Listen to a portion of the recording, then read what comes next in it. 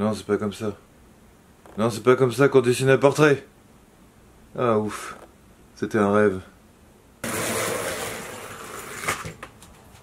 Salut, moi c'est Pete, je suis prof de dessin sur internet. Alors tu dois te demander pourquoi je squatte la chaîne de Marc, mais tu vas comprendre pourquoi dans un moment.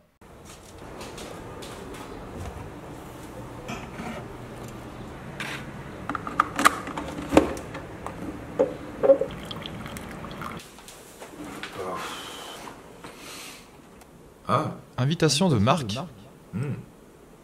ok. Ah, ça a l'air cool. Bon. Alors qu'est-ce qu'il fait lui? Ah ouais quand même. Ah oui quand même. Ah oui quand même. Ok, la grosse brutasse quoi. Qu'est-ce que je pourrais lui faire comme vidéo qu'il n'a pas sur sa chaîne?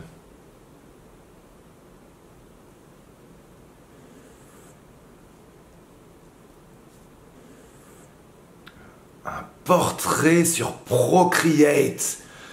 C'est une idée géniale. Et c'est parti. Première chose à faire, c'est de trouver une bonne référence photo. Vous allez sur unsplash.com et ensuite vous tapez par exemple female portrait. Et vous allez trouver différents types de photos. Faites bien attention, il y en a certains qu'on ne veut pas. Par exemple, celui-ci, la lumière n'est pas très intéressante. C'est plutôt plat. Je ne vois pas non plus de détails dans les cheveux. Celui-ci, par exemple, est pas mal, mais il manque un peu de modelé sur le visage. Celui-ci est pas mal, il y a un petit peu plus de lumière, et là je peux commencer à jouer avec certains motifs lumineux qu'il y a sur le visage, et notamment sur l'œil. Par contre, on voit qu'il y a un flou derrière ici. Si vous voulez dessiner le portrait net du début à la fin, c'est pas forcément ce que je vous recommande. Celui-ci, par exemple, est intéressant dans les formes graphiques. Celui-ci a l'avantage de voir bien les modeler et même le grain de la peau, et ça c'est vraiment très cool. Alors ça c'est un portrait en contre-jour. Les photos en contre-jour, soit les visages sont sous-exposés, c'est-à-dire qu'ils n'ont pas assez de lumière, soit il n'y a pas assez de modelé. Sur cet exemple, je trouve que c'est très intéressant si vous voulez faire un portrait un peu mystérieux. On pourrait vraiment jouer avec le modelé à gauche, là où c'est éclairé, et à droite, tout aplatir par exemple. Et ce qui est intéressant ici, c'est qu'on a une légère contre-plongée et aussi un léger trois quarts, ce qui peut être intéressant aussi pour mettre en valeur les formes. Les portraits de vieilles personnes sont aussi très intéressants parce qu'il y a plein de petits détails sur la peau, notamment des rides, et c'est vraiment agréable à faire. Par contre, dans ce portrait-là, il faut faire bien attention, il n'y a pas beaucoup d'informations dans les yeux. Et nous, ce qu'on veut, c'est quand même un beau regard et surtout un regard bien éclairé. Parlons maintenant des portraits un petit peu en biais. Alors, on pourrait très bien redresser cette image, mais faites attention, à chaque fois que le regard n'est pas horizontal, vous allez faire des erreurs terribles. L'erreur la plus courante de mes élèves, c'est lorsqu'ils penchent le nez et la bouche et pas les yeux. Et ça, c'est ce que j'appelle le syndrome Picasso. En tout cas, c'est un des effets du syndrome Picasso. Très souvent, notre cerveau va nous jouer des tours et va essayer toujours de remettre le regard à l'horizontale et de remettre le regard à plat. Donc gardez ça en tête parce que ça va vous arriver d'une manière ou d'une autre. Donc ce que je fais moi, c'est que je vais la retourner et je vais regarder à plat ce que ça donne ici. Et je trouve que c'est pas mal du tout. Beaucoup d'informations dans les cheveux, beaucoup d'informations dans la peau, beau reflet, un beau regard, une belle expression. Le visage du modèle est relâché avec la gravité ici. La peau est tendue et donc il n'y a pas de petites aspérités. Par contre, si je zoome sur la photo, vous allez voir, il y a beaucoup de détails. Donc pour les portraits hyper réalistes, je pourrais aller très loin. Après 30 minutes de recherche, et oui, ça prend du temps, pour les débutants, je pense que c'est toujours mieux de prendre un visage de face et pas incliné pour commencer. Ça nous permettra de mieux mesurer les proportions. Vous voyez une belle différence entre l'ombre, la lumière et les hautes lumières, donc les reflets. Il n'y a pas trop d'ombre portée disgracieuse, notamment sur le nez et sur les mèches ici, et il y a pas mal de détails dans les mèches. Donc ça peut être vraiment sympa à représenter. Pour ce qui est de la main ici, elle n'est pas trop difficile à dessiner. Je vois qu'il y a une petite ombre d'occlusion ici qui peut ajouter un petit peu plus de profondeur au portrait.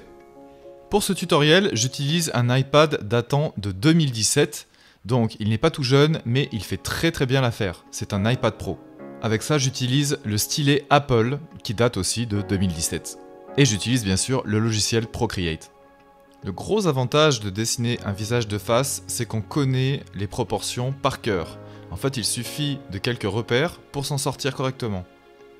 Pour vous montrer des repères vraiment basiques, je dessine un œuf et je vais dessiner une ligne horizontale et une ligne verticale. La ligne horizontale va représenter le niveau des sourcils et la ligne verticale va séparer le visage en deux parties égales. Les repères de base qui vont me servir sont l'emplacement des yeux, l'emplacement du nez, l'emplacement de la bouche, mais aussi l'emplacement de la lisière des cheveux. Vous remarquerez que les yeux sont légèrement inclinés. Je représente aussi rapidement le contour du nez et le contour des lèvres. De cette manière, on est sûr d'avoir tous les éléments en place pour pouvoir ensuite retravailler par-dessus et pour être sûr d'être bien dans les proportions humaines. Il faudra bien sûr adapter les proportions à chaque sujet car nous avons tous des petites variations sur nos visages.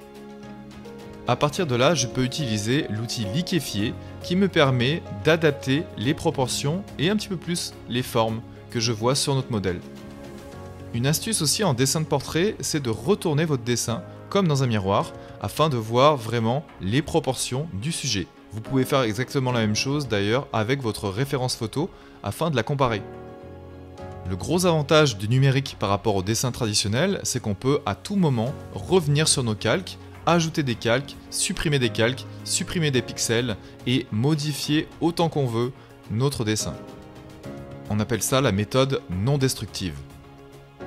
J'ai donc baissé l'opacité de mon premier calque du dessous afin de travailler sur un calque au-dessus. Un autre avantage de dessiner un visage de face, c'est qu'on peut activer l'outil symétrie. Non seulement on peut dessiner en symétrie verticale, mais on peut aussi déformer en symétrie verticale. Cela me permet de gérer à la fois les proportions, mais aussi la ressemblance du sujet. Une petite astuce pour déformer les yeux sans avoir à déformer les iris, parce que ça arrive souvent, je vous conseille de créer un calque pour les paupières et un calque à part pour les iris. De cette manière, vous pourrez déplacer les iris indépendamment des paupières, et ça fait toute la différence. Vous pouvez d'ailleurs faire ça pour le visage et les cheveux. On va aussi créer un calque à part pour la main qui passe devant.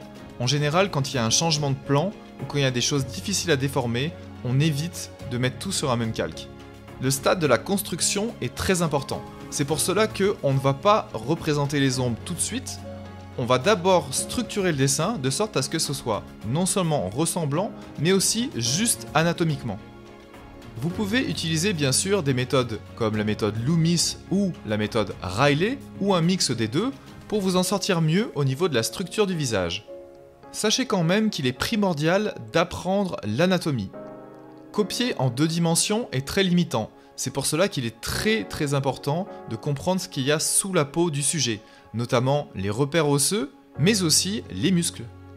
Comprendre l'anatomie vous permettra de mieux observer et de savoir ce que vous faites plutôt que de copier bêtement ce qu'il y a sur votre référence photo. On me demande souvent la différence entre le logiciel Procreate et le logiciel Photoshop. Sachez qu'il n'y a pas grande différence, on peut faire tout avec les deux. La vraie différence, c'est que Procreate est beaucoup plus intuitif, il y a quand même un petit peu moins d'outils.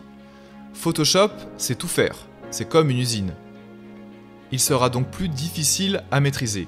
Si vous deviez apprendre sur une tablette, je vous conseille d'apprendre sur l'iPad et de télécharger Procreate, c'est le plus simple. Certains d'entre vous auront remarqué que j'ai dessiné la totalité du visage, non seulement les oreilles mais aussi le haut du crâne. En fait, il est toujours bon de tout construire avant d'enlever des éléments et pas de faire le contraire, c'est-à-dire de dessiner pas assez d'éléments pour au final avoir un dessin bancal. De plus ici, c'est très facile d'utiliser l'outil liquéfier pour ajuster les proportions et la ressemblance du sujet. Donc de manière générale, n'hésitez pas à tout représenter, cela vous aidera forcément à un moment ou à un autre. Pour la main, j'ai créé un nouveau calque et je fais ce qu'on appelle la segmentation. Donc j'essaie d'abord d'encadrer la masse globale avant de dessiner le détail à l'intérieur. De cette manière, je peux anticiper rapidement la place que prend la main par rapport au visage et à l'image. Il me reste juste ensuite de placer les éléments secondaires à l'intérieur du contour. Comme ça, je suis sûr de ne pas sortir et de ne pas décaler la main par rapport au visage. Pour placer les éléments correctement, j'essaie toujours d'utiliser des verticales et des horizontales. Par exemple, pour le coin de la bouche, vous avez vu qu'il arrive exactement à la verticale de la pupille. Pour agencer les éléments entre eux, je m'imagine, dans ma tête évidemment, mais vous pouvez les représenter, des verticales et des horizontales par rapport aux éléments. C'est un peu comme la technique de la mise au carreau, mais je le fais dans ma tête. Vous pouvez utiliser la technique de la grille tout au départ pour avoir plus de ressemblance. Nombre d'artistes l'ont fait, mais moi personnellement, je n'aime pas ça. Je trouve que l'on progresse beaucoup plus vite quand on sait observer un sujet. Je ne vous conseille donc pas de vous enfermer dans la mise au carreau. Mon dessin final doit être le plus simple et le plus lisible possible pour me faciliter la tâche pour la suite. J'évite de travailler sur un fond blanc car je veux un fond qui puisse représenter un petit peu plus ce qu'il y a sur la photo. Cela me facilitera la tâche tout au long de la mise en valeur. Avant de poser la lumière et les ombrages, j'essaie de me rapprocher le plus possible de la version finale grâce à des aplats bien calibrés. Je commence à travailler la lumière et le modeler sur le modèle car c'est une des choses les plus difficiles et aussi une des choses que je devrais mettre en valeur dans ce portrait. Si vous débutez en colorisation numérique, je vous conseille vraiment de travailler en niveau de gris pour la prochaine année ou en tout cas les prochains mois qui arrivent. Car c'est le plus important. Si les valeurs, c'est-à-dire les tonalités de gris, ne sont pas justes, vos couleurs ne seront pas justes. Il faut beaucoup d'expérience pour travailler en couleur directe. Si vos valeurs sont fausses, vos couleurs seront fausses. C'est aussi simple que ça. Donc autant travailler en valeur tout de suite. Je commence la plupart du temps par le regard car c'est l'élément le plus important dans un portrait et dans un visage en général. Mais dans un portrait, la ressemblance va beaucoup dépendre du regard en premier lieu. La distance entre les deux yeux est à peu près la largeur d'un œil. Je garde toujours mes iris et mes pupilles sur un calque différent, ce qui me permettra de pouvoir déformer le portrait sans déformer le cercle parfait que forment les iris. Lorsque vous travaillez la lumière, je vous conseille de plisser les yeux à la fois sur votre création mais aussi sur vos références photos. C'est important de plisser les yeux car ça vous simplifie la tâche lorsque vous visualisez les ombres, les tonalités et tout ce qui va former le volume. Il existe une différence entre les ombres de forme et les ombres portées.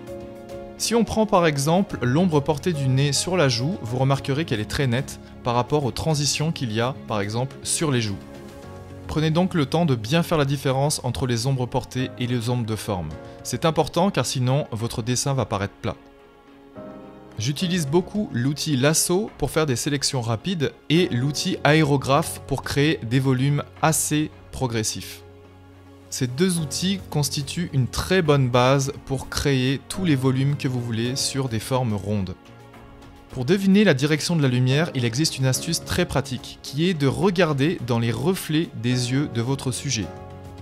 En effet, vous allez y voir quelques petits reflets qui vous permettront de voir où se situe la lumière ou les sources de lumière. Ici, la lumière qui éclaire le sujet vient d'en haut, de face et d'à droite. Mais vous voyez aussi qu'il existe encore une lumière plus forte qui vient de derrière. On appelle ça une backlight. Cette lumière met en valeur le sujet car elle encadre le visage mais aussi le regard. Elle vient aussi détacher la silhouette du sujet par rapport au fond. Une fois que le modelé de la peau me convient, je viens ajouter une petite texture de peau par-dessus. Vous noterez que les transitions sur les lèvres et dans les yeux sont plus nettes que les transitions de la peau. Ce phénomène est très important dans le rendu des surfaces brillantes par rapport aux surfaces mates. La main et le bras qui passent devant sont sur un calque différent, ce qui me permet à tout moment de pouvoir le sélectionner et de pouvoir le modeler comme je veux sans interagir sur les éléments autour. À tout moment, vous pouvez enregistrer vos sélections et les charger quand vous en avez besoin. Vous pouvez faire ça pour la main, pour la bouche, pour les yeux, pour les cheveux. Au début, ne vous découragez pas car c'est très long avant de comprendre comment hiérarchiser les calques. Avec l'expérience, il sera de plus en plus facile de créer une hiérarchie et d'anticiper vos besoins par rapport à l'image que vous êtes en train de créer. Une chose importante aussi, je vous déconseille de passer du temps à collectionner des brushes et à les télécharger. En fait, le mieux, ce serait de créer vos brushes au fur et à mesure du projet, ou en tout cas, de créer vos brosses dès que vous en avez l'occasion. Car si vous téléchargez des brosses qui ne vous serviront à rien dans le futur, c'est du temps perdu. Vous pouvez télécharger les brosses et la référence photo en lien dans la description de cette vidéo. Une bonne utilisation des brosses vous fera énormément gagner de temps lorsque vous rendrez des choses comme les cheveux ou toutes sortes de textures. Mais il est toujours primordial de bien comprendre la brosse que vous utilisez. C'est pour cela que je vous encourage de travailler avec maximum 5 ou 6 brosses pour une création en particulier. Pour conclure cette vidéo, je voudrais vous parler d'un concept de digital painting très important et qui est très ignoré du public. Vous n'êtes pas toujours obligé d'ajouter des pixels avec l'outil brosse. En fait, ce que je fais souvent, c'est de déplacer les pixels avec l'outil doigt. Cela permet de recycler les pixels sans en rajouter. Ça vous permettra parfois de créer de très bonnes transitions et de très bons effets par rapport à ce que vous pourriez faire avec un pinceau normal. Je vous conseille donc d'explorer cet outil doigt qui est très utile en peinture. Et voici le résultat final.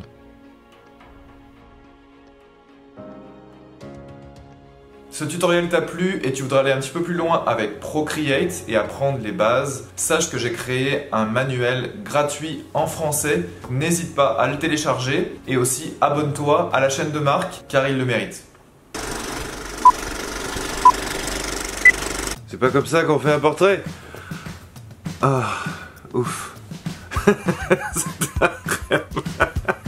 C'est pas comme ça qu'on fait un portrait?